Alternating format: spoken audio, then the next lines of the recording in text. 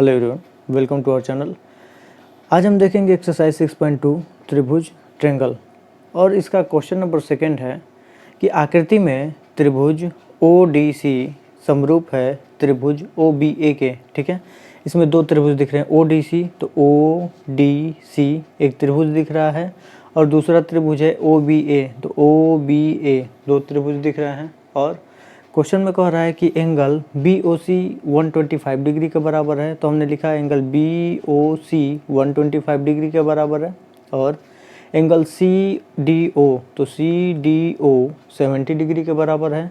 तो हमसे पूछ रहा है कि एंगल DOC की वैल्यू बताइए, एंगल DCO की वैल्यू बताइए और एंगल OAB की वैल्यू ज्ञात कीजिए। ठीक है, हमको बताना है। तो इसके लिए हम लोग तब इसको सॉल्व करेंगे, तो लिख लेंगे सॉल्यूशन के लिए।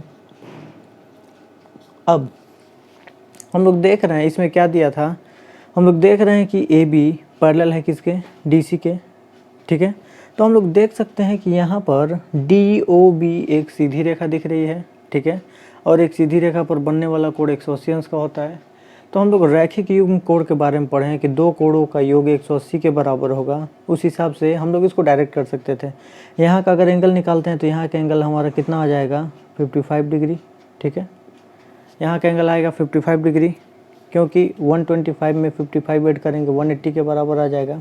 ठीक है, जब हमको ये क्लियर हो गया कि यहाँ का एंगल 55 डिग्री है तो लिख देते हैं 55 डिग्री।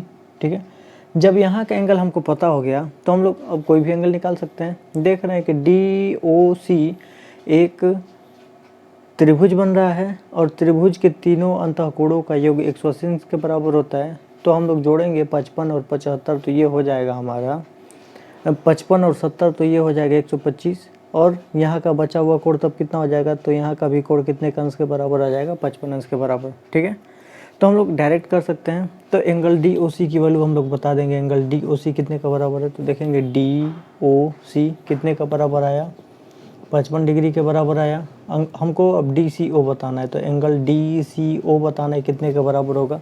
तो DCO ये भी कितने के बराबर है, 55 डिग्री के बराबर है। और हमको बताना था एंगल OAB ये कितने के बराबर होगा, तो OAB ये कितने के बराबर होगा। तो जब ये 55 है तो हम लोग जानते हैं कि एकांतर कोण से ये भी कितने का बराबर हो जाएगा, 55 के बराबर हो जाएगा। ठीक है, या फिर हम लोग देखेंगे कि शीर्षाभिमुख कोण से ये भी हम लोग निकाल सकते हैं, ये भी कितने का बराबर आएगा, 55 के बराबर आएगा। तो हम लोग कोई भी कोण को निकाल सकते हैं। ठीक है, और यहाँ का एंगल अगर ऐड करेंगे तो देखेंगे एकांतर कोण से ये कितने का बराबर होगा, 70 डिग्री के बराबर होगा। तो हमसे कोई भी अगर कोण पूछे तो हम लोग आसानी से निकाल सकते हैं। तो हमसे केवल पूछ रहा था OAB को बताइए, तो OAB कितने का बराबर है, 55 डिग्री के बराबर। तो ये भी 55 डिग्री के बराबर होगा और इस तरीके से इसको सॉल्व कर लेंगे। लेकिन हमको सॉल्व करने के लिए इसका कुछ प्रोसेस होना चाहिए। उस प्रोसेस से जब इसको सॉल्व करेंगे तो कैसे लिखेंगे, तो इसके लिए हम लोग को लिखना पड़ेगा। ठीक है, ये तो हम लोग को क्लियर था कि ऐसे ऐसे हो जाएगा।